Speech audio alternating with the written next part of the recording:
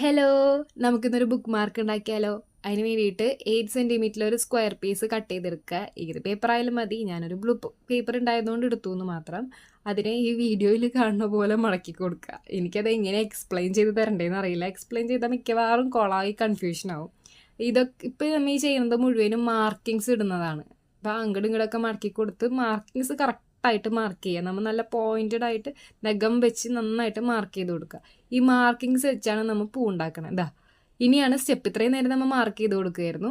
ഇനിയാണ് നമ്മൾ ഓരോ ഫ്ലവർ ഉണ്ടാക്കുന്നത്. ആ ഫ്ലവർ എല്ലാം ഡിഫൈൻ ആയിരിക്കാൻ, ഫ്ലവർ അല്ല, പെറ്റൽസ്, അത് ഡിഫൈൻ ആയിട്ടിരിക്കാൻ വേണ്ടിയാണ് ഇത്രയും നേരം നമ്മൾ മാർക്കിങ്സ് ഒക്കെ ചെയ്ത് കൊടുത്തത്.